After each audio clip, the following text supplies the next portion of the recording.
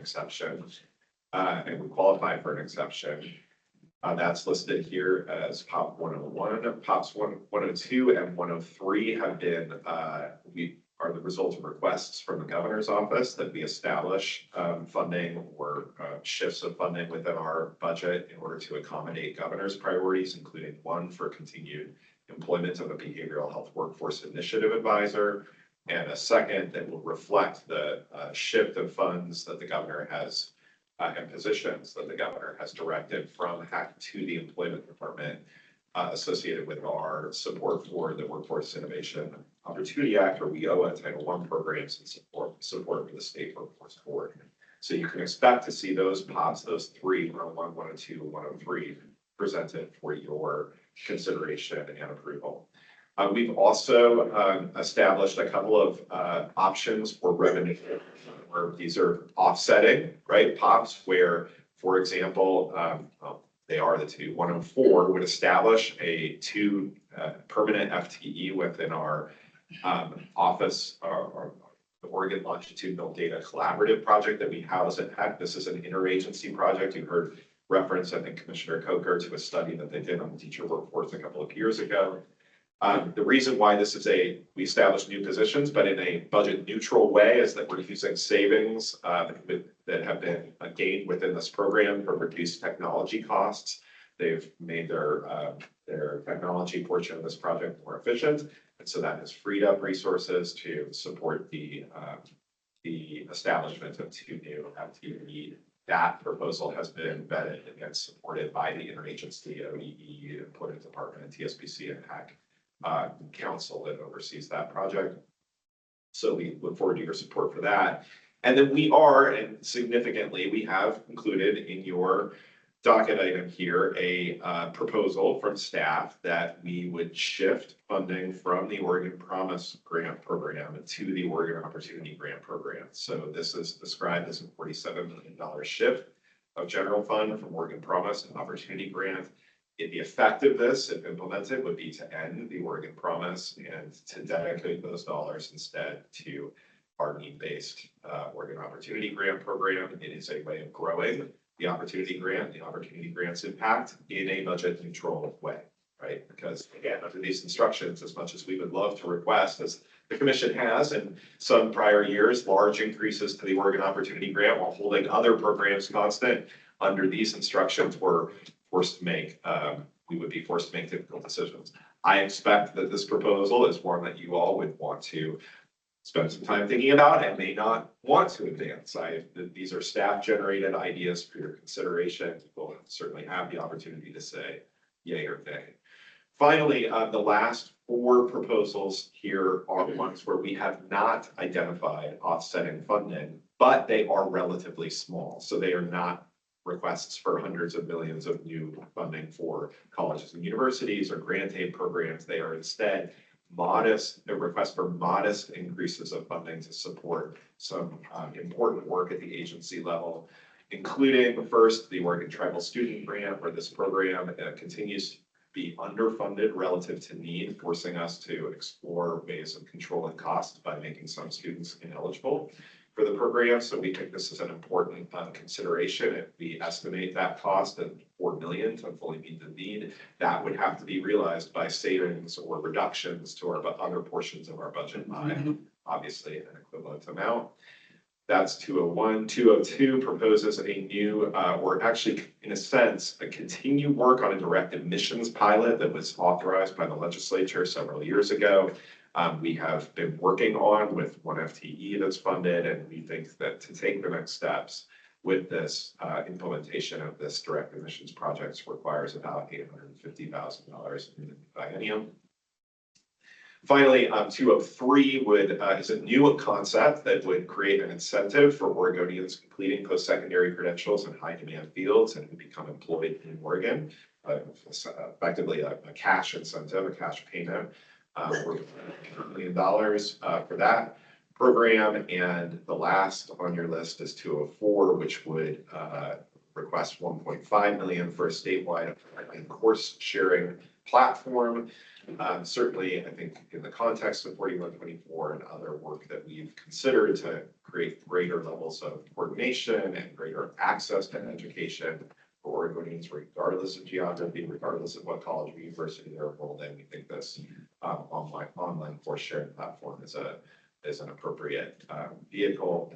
But again, that $1.5 million request would be offset by cutting $1.5 million elsewhere in our budget, and we have not identified those at this point. So really today, I'm interested in any initial feedback. Again, more work will be done both at the F&A committee and at the full commission to vet these, consider other ideas that you raise, and we'll go from there. It's a challenging environment for this commission to exercise its responsibilities to promote higher education, but under some pretty significant constraints.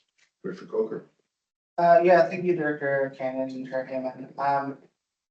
First of all, I'd love to see some more information on the current utilization of the travel student grant, just because it's good to hear that those funds are being used, and I'd love some numbers there on how many students are using it and where we're at with the current funding environment.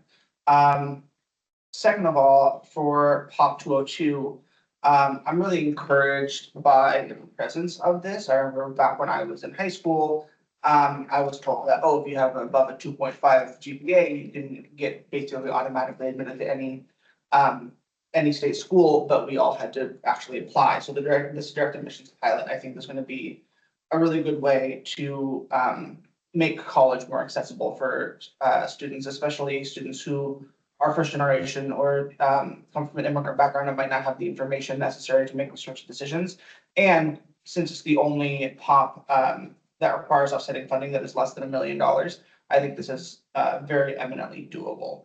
And then for 204, the only comment I wanted to make is that because this kind of seems like the major transfer map on steroids, because this would apply to every single school in the entire state, I would want to get a lot more feedback from the institutions that this would apply to before we move forward with this as written. Thanks.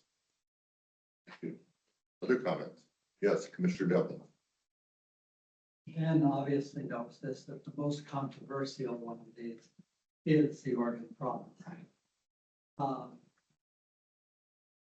The Oregon Promise has been actually posed by the education establishment since its creation, because of some of the various things that were highlighted in terms of whether or not it actually serves the students that are in need for always. I think you can debate both sides of this, and one of the sides that I like to debate is that we have a lot of students in need, in real need, that don't qualify for Pell Grant and don't qualify for the grant because of our relatively low level at which those grants can serve those students.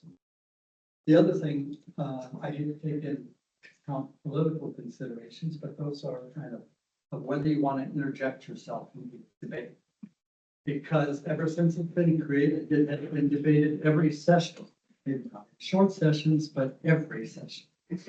And there are going to be people who are on one side of the debate that's doing it, are going to hold you responsible for the outcome of that debate, which may not be to your benefit in other areas. I hate to say that bluntly, but I have been surprised that, you know, I protected the funding for it, basically because I wanted to keep it, but also because it was the direction of the province to keep it. But I thought after I left that it would still be debated, and it was literally every session of whether this should be today. I did want to highlight one thing about this so that you don't think that this is the only thing.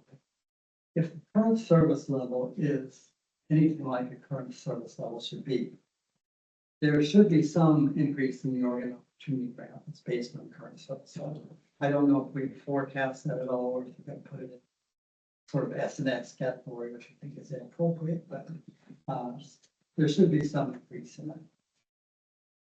Is that There will be an increase in that. It will be calculated on an S&S basis. That's how it's done historically. But nevertheless, even at that, unrelated to need, unrelated to enrollment, it will receive an increase under current service level. Thank you. Other comments or questions? I'll just say I appreciate Senator Devlin's point about the Oregon promise. You know what, and I think I fairly recently carried a bill to do that, to roll the Oregon promise into the opportunity grant. My motivation there was, you know, for me, the real limitation of the promise is that it only applies to students coming straight out of high school. And I think our needs as a state really are for older students also, or stopped out students who we need to bring back. And, you know, efforts to expand the Oregon promise to include that population, we've not been successful at. But it is, you know, certainly an open question, but I agree with you that just based on the most recent attempts, it would get a lot of pushback. I guess I am curious though, Ben, when we looked at it a couple of years ago, the sort of underutilization of it, or the downward utilization of it, was turning around. Is it being used? Do you know what the trends are now? I don't recall offhand, Commissioner Denver. We can follow up with the most recent data on Oregon Promise, but I think you're right, that consistent with community college enrollment trends generally, which have been positive over the last couple of years, there's been some slight increase in Oregon Promise utilization. I will say on the political point, I mean, we debated at a staff level, even putting this proposal on this list. We will be very clear, the commission has not supported this proposal. The staff are presenting it to commission for your consideration, but we can imagine the headlines, right? Or a legislator says, well, I hadn't proposed eliminating. No, we're not proposing it. We're putting it on a list for discussion because we think that's how you have a vigorous conversation and you come up with ideas and recommendations. But yes, recognize the risk is going down the path. Yeah, but just to remind us that each of these items, even if they're not part of the, you know, don't become a HECC, could have a legislative future. That is true. If an individual legislator or committee takes it on. So, Anything else? Mr. Chairman, it is, but there's also one of the problems we've identified in previous discussions is we need to increase the number of students going on from high school to post-secondary education, which some people make the case that this does. Also, I would like to say too, even if we were to propose this POP, the person that will make the decision on whether the POP goes forward is the governor. So. Correct. Yep. Thank you. We'll move on to the next item. This is a legislative report. Kyle, I think he's on the screen. Hi, Kyle. Yeah, good afternoon, Chair Heyman, members of the Commission. Kyle Thomas, Director of Legislative and Policy Affairs. For timing, I'm going to skip my summary of the 2026 legislative session, parts of which I've already relayed to you in prior meetings, particularly the budget outcomes. The other main piece of 2026, obviously, is House Bill 4124. You've had plenty of socialization and commentary on that today. So I'm just going to skip to the 2027 legislative concept development cycle and process, and know that the 26 legislative summary, the formal summary, is in your docket and it's posted online for you to review at your leisure. So I know that the list I'm about to discuss gets a lot of attention. So let me say this first. This is the first step in a long process. We're just beginning to engage in conversation with partners about the content of these concepts, and this is also the first time that you have seen a complete list. At this point, as Ben just mentioned, there's no commitment to recommend any of them for introduction. And there will be months of work and engagement ahead before the concepts are finalized, legally drafted, voted upon by the commission, which is typically occurs in late fall, introduced by the governor, and heard and acted upon by the legislature. So my goal today is to work with you through the full list and understand from you where your interests are so that we can plan deeper dives and more discussion on a subset of these concepts over the course of the year. And lastly, I'll say some of these concepts are pure placeholders, so I will identify them but I won't spend any real time on them today because there's no content yet to discuss. So I'll start going through the list in the order of concepts that are listed in your docket, which does not signify any prioritization or grouping. It's only the order in which I've put concepts into the filing system, and so it's the order that they're numbered. And I'm happy to be interrupted in real time for questions. So there are 14 of these, please bear with me. Ledge concept number 1, this is a placeholder for recommendations that we do develop through the HP 4124 work. You've heard about that work today, so I'm just going to stop right there. I won't say any more on it. Legislative concept number 2 is also a placeholder for a bill that will make recommendations on improving higher education reporting. This comes about because in the 2025 legislative session, we were directed to conduct a study about existing higher education institution reporting requirements and to provide recommendations for improving the efficiency, the relevance, and the quality of higher education data, including by eliminating or consolidating reports, changing the frequency of reports, or adding reports that improve understanding of higher ed outcomes in Oregon. This is a pretty exciting piece of work, and this bill preserves a route for us to go seek the changes that we recommend, and will recommend by the end of the year according to the deadline the legislature set. Legislative concept number 3 is a bill about defining mandatory incidental fees. There can be at times a lack of clarity around what characteristics set the fees that are established by recognized student governments apart from fees set by university administrations. And this results in institutions and governments developing very different fee schedules and histories, and importantly, it can result in student-initiated fees supporting expenses that are related to either permanent institutional staffing or even debt service requirements, which are serious and invaluable obligations of institutions.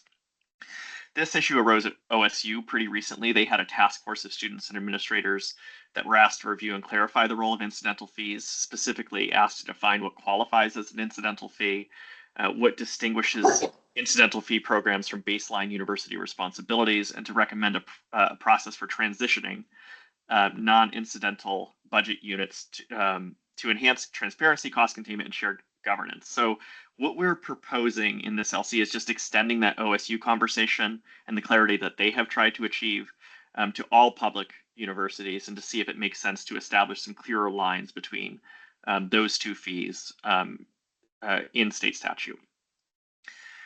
Legislative concept number 4 is a technical item, more technical item anyway, that would eliminate a requirement that participants in youth apprenticeship programs be enrolled concurrently in high school CTE programs. So on its own, this concept reduces a small barrier to participation that we can't really find an analog for in other states, but it is not expected to dramatically increase participation, which really requires additional funding, either state or federally. If partners agree on this change, what is most likely is that this item will be rolled into a larger minor and technical revisions bill, and I'll talk about that bill in just a moment. Legislative concept 5 relates to potential changes to 3-year-old legislation regarding campus sexual misconduct services and a state mandated survey on these issues. First, we want to reestablish eligibility for undergraduate students to serve as trained victim advocates. That was a prerogative that was removed via this legislation 3 years ago. Second, we want to allow campuses to partner with victim advocacy organizations that are outside their home county. And this change recognizes that many of these organizations have low capacity or are facing funding challenges. And given that the alternative is that campuses get a waiver from this requirement if they can't reach agreements with service providers in their own county, and we want to first make sure that other types of partnerships are possible. And finally, here we're examining whether very small schools should even be subject to the sexual misconduct survey requirement at all, given that their results are almost always likely to be unreportable for data privacy reasons. LC6 is a placeholder for recommendations. Yep. Hello. So Myrna completed her classroom visit today, which is the last requirement she needed to do for us to give her money. And so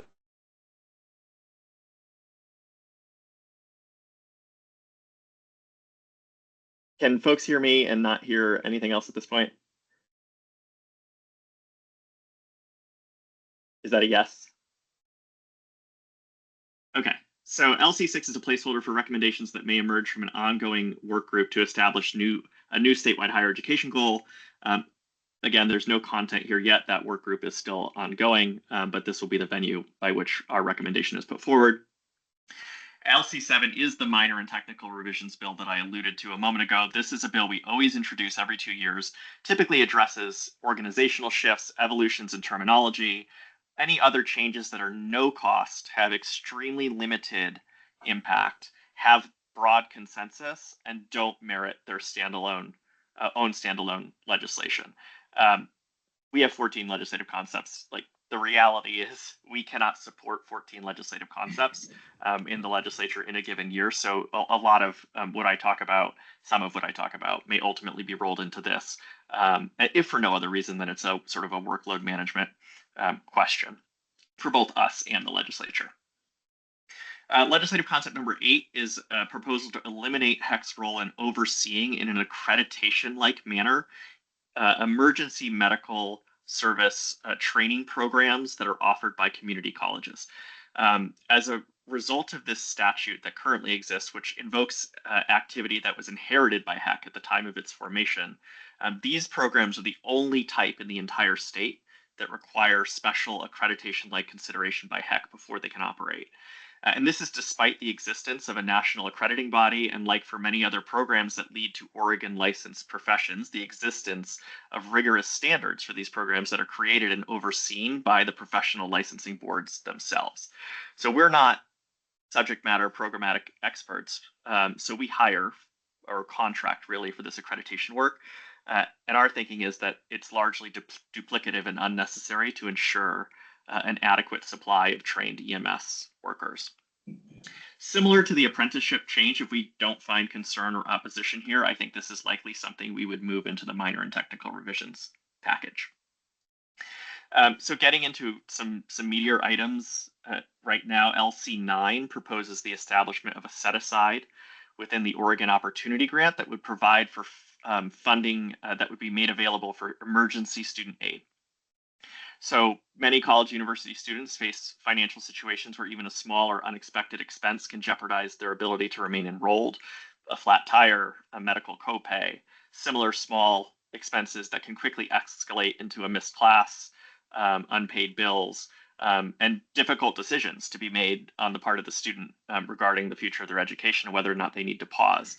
And as soon as a student pauses their education, they're less likely than their peers to complete. So this LC is based on 2 premises. First, retaining a student to completion is cheaper than enrolling a new student, and the consequences of student disenrollment are significant at the individual level. So we would propose here allowing HECC via statute to withhold a very small percentage of appropriated Oregon Opportunity Grant funds for an emergency aid program that assists students who are facing low dollar value emergencies that could otherwise lead to disenrollment. What the levels of that set aside might be, the method of administering these funds, all of that subject to conversation with partners.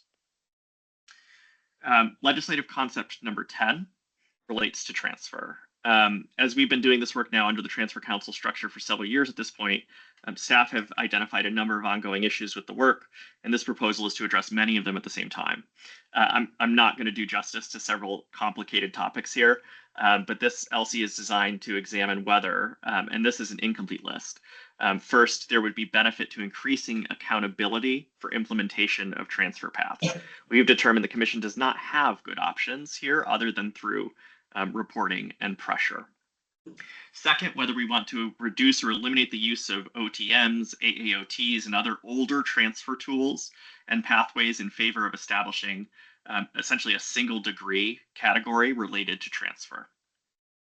Third, whether general education alignment at the lower division level should be increased and how that would have benefit towards the development of MTMs, major transfer maps, down the road.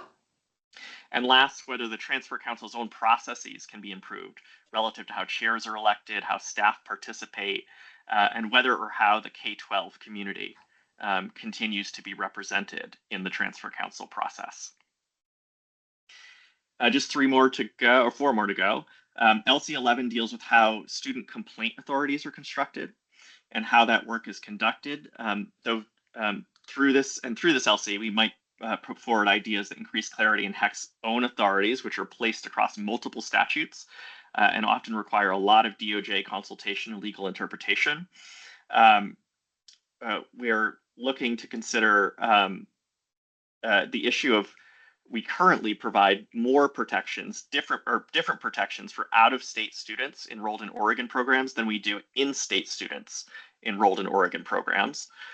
We're seeking to examine whether statutes may need to be authored in order to better comply with requirements for complaint resolution and financial aid eligibility that are established in federal law, as well as holes in complaint resolution that are created by referrals to other agencies that don't have necessarily the capacity to act on the complaints that we refer to them. LC 12 is a proposal that right now is investigating our private school authorization requirements and processes, which are very robust, and looking to determine whether modifications can be made that continue to provide robust consumer protections without overburdening the very small staff that cannot fully engage with all the requirements for all institutions. And one way to manage this problem is by altering our requirements and processes potentially on the basis of perceived risk, focusing more energy and requirements on higher risk schools while potentially reducing some requirements for schools with long histories and respected accreditation. You've already had some conversation about LC 13. That's our proposal that works alongside the POP to consolidate Oregon's financial aid programs into the Oregon Opportunity Grant. So I'll just lay out the theory of the case rather than explaining what we're trying to do. So the OOG, the Opportunity Grant, reaches a broader population than the promise, including adult and transfer students, and it's explicitly designed to close affordability gaps that are tied to demonstrated financial need, while the promise is eligibility limited by graduation recency, GPA cutoffs, and it's restricted to community college students only. The promise, further, as a last dollar financial aid model, provides significant amounts of aid to students who have higher student aid index calculations than are regularly served by need-based programs. So the theory of this LC is that consolidation is needed because maintaining a separate promise program fragments limited state resources. It's creating parallel eligibility and renewal rules, and it leaves some low-income students that we could otherwise fund without support. And evidence from our own reporting shows that state grant aid that is need sensitive is more strongly associated with improved persistence and degree attainment than the more restrictive, harder to maintain eligibility model of the Oregon Promise. The OOG annual evaluations document that OOG recipients are more likely to persist and complete than similarly situated low-income students that don't get the grant. And the OOG's award structure targets students whose cost of attendance gaps are greatest. And by contrast, our reporting on the Oregon Promise shows that it does have modest early impacts on first-year persistence for some cohorts, but it also has renewal and eligibility limitations that reduced its reach amongst the lowest income and non-traditional students who are most at risk of stopping out. And ultimately, the program has not been shown to have a significant impact on student completion. Obviously, we're aware there is a lot of conversation ahead on this concept, not just whether or not it moves forward, but if it moves forward, what phasing out the program actually looks like. And then finally, LC 14 does also deal with the promise, really only intended to move forward if LC 13 does not. And this would fix a longstanding concern wherein students that take dual credit programs in high school have their promise eligibility reduced by the amount of their completed credits. And this fix would ensure that any entering college student has access to 90 credits of student aid if that program is to continue. So that concludes my presentation. Again, the goal, I think, is to really figure out which of this you're interested in hearing more about as the months go on, but also to get, of course, any initial reactions and feedback you have to any of them. Thank you, Mr. Chair. Thank you. Commissioner Coker, you have a question? Yeah, thank you so much, Director Cannon, Chair Heyman, and thank you so much, Kyle, for this really detailed overview. These LCs look really fascinating, and I'm excited to dive into them more. I specifically wanted to speak to LC 3 initially, the defining incidental fees. I know that generations of students around the state have fought for decades to preserve the independence of the incidental fees at universities and community colleges throughout the state. And one of the things I would like to draw attention to that I would really like to see in this LC moving forward, is the clear definition of a recognized student government, as well as the process through which that recognizance can be extended or rescinded. I know that this has been an issue at multiple schools over the past few years. And there is currently no definition in any ORS statute that defines what a recognized student government is. And if it's the purview of a recognized student government to levy incidental fees, then this needs to be defined. And given the amount of times that the phrase recognized student government crops up in ORS, the fact that it isn't clearly defined and the process through which it can be recognized and through which that recognition can be rescinded is really, really crucial. So I think that this is a great opportunity for us to actually figure out, okay, if we are defining the incidental fee here and what it can and cannot be used for, we also need to extend that to what is the definition of a recognized student government and how is that student government recognized? Because otherwise, without that, the definition of the incidental fee is close to meaningless, because in essence, a school can choose to recognize or not recognize student governments as they so choose and interfere with the independence of the incidental fee by doing so. I appreciate those comments. The first, as a baseline, Oregon has a relatively robust prerogatives for student governments, but you are correct to point out that the statute does not provide a process by which those governments achieve recognition. The statutory reference is merely to university recognized student governments, and the processes are internal.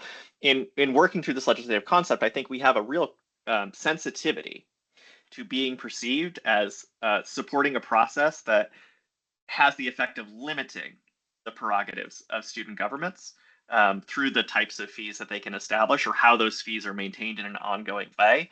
And I think you hit on a point that can sort of reasonably provide balance and is likely to be a part of this conversation, which is the issue of recognition itself. So I appreciate those remarks. Thank you. I look forward to seeing the fleshed out version of this LC and discussing this further. Thank you. Thank you. Yes, Vice Chair Schindler. I will be brief. I promise. Thank you, Kyle, for this robust report. I just wanted to say that I'm really will be interested to see the set aside for emergency student aid move forward. That seems a very like a really critical. I know there is a critical need, and I'll be interested in that discussion. And I'm interested in the credit transfer. That does look quite complex, and I've saved my questions for later. But just to note that I look forward to having continued conversations about how to make the transfer process better for students. Yeah, on that one, I will just briefly note that the Transfer Council has a retreat in July, and this is going to be a big agenda item at their retreat, I think. And so over the course of the next couple of months, I think you're probably not going to hear me go into detail about that concept pending that conversation. And I think we'll probably come back to you, either me and Lee or me, Lee and Ben, and have more detailed conversation about what we're thinking, I think, after we get some feedback from them. Thank you so much. Appreciate that. Thanks for the questions. We'll move on to transfer implementation update. Lee? Yeah, Andrew.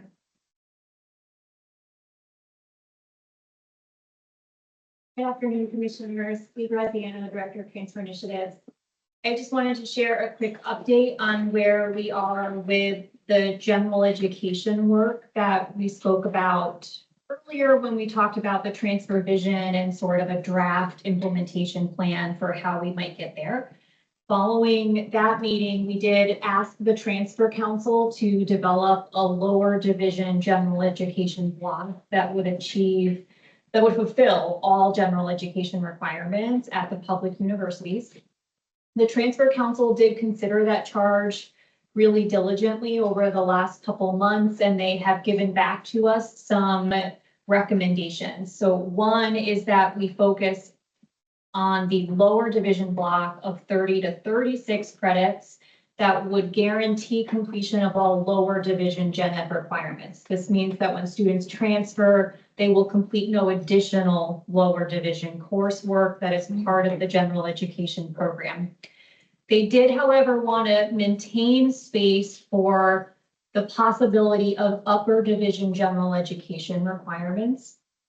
And I'll speak briefly to this in case it's a new idea for anyone. There are sort of two models for general education nationally. One is that it's all lower division and might even be done in the first 2 years. An increasingly more common model, though, is a 4-year general education program that spans lower and upper division, with the idea that upper division coursework becomes increasingly more interdisciplinary and an opportunity then for students to really integrate the foundational knowledge that they've developed and really deepen their understanding of liberal arts concepts. So the Transfer Council has recommended to us a HECC so that transfer students will complete no more than 15 credits of upper division general education coursework if that university requires it. So some universities that have currently no upper division requirements, students will be done with their gen ed upon transfer.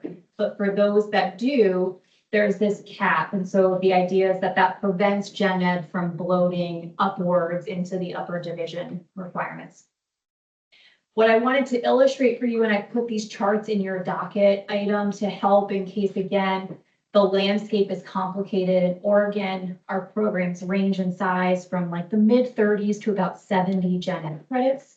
When you look at the AAOT, which is a 90 credit degree, and the only tool we have that guarantees completion of the lower division requirements, you'll see how many total credits transfer students complete once they get those upper division requirements done compared to first year students. That's a really significantly different number. That's a lot of increased costs and a lot of increased delay to completion. Conversely, if you look at the chart at the end, you'll see that what the Transfer Council is recommending actually really moves the needle quite significantly. And we'll see a total credits that are much more comparable now between transfer students and first year students if we implement this recommendation from the council. And so it really is a significant improvement, and it means our major tools, the core transfer map, the AAOT, major transfer maps, no matter which of those tools students use, they will all be arriving with the guarantee of having completed all lower division general education requirements, which is significantly better than where we are now, where students can only get that partially done. So I just wanted to share that with you. This is only an informational item, but I'm also happy to clarify or take questions from anyone about where we are with this part of the transfer work. Thank you, Lee. I just have two things I'd like to add to that. Sure. Whatever my role is there. One, thank you. This is navigating this refocus on gen ed has been challenging and very productive. And I want to thank you for the role you played in moving us in that direction. Also want to emphasize, because it's lost and it's critically important, that the focus on a shared gen ed is completely outcomes based, not course based. And so it is perfectly possible for different institutions that have completely different course configurations, as long as they achieve a shared understanding of gen ed outcomes. And I think that's creative. I think it creates possibilities for us to do something that works well for transfer students, but also allows institutions to have their own way of doing it. And I'm excited about the way in which we proceed in that. I think we'll have to keep emphasizing that. Yes.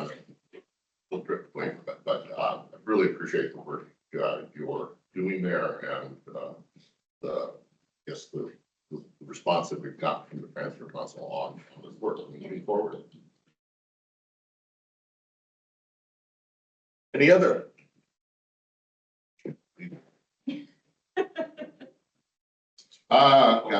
What? It's 12:43. I know. Amazing. Oh, well, maybe that's it. Thank you to all of you for, this has been, I think, productive, certainly informative time together. I think we did our work today, and it's not done. But I'm really appreciative of the depth in which we have looked at this and made decisions moving forward. And we will continue to that step by step, meeting by meeting. And just again, thank you for you. And I am perfectly willing to forego anything other than an adjournment. Motion to adjourn. Right? Motion to adjourn. Second. We are adjourned. Well done.